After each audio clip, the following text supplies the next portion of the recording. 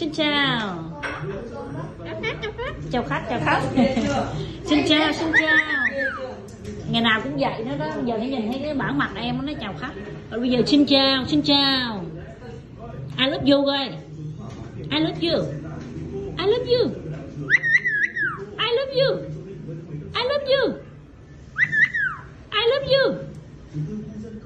I love you. I love you. I love you. I love you. Yeah, I love you. I love you.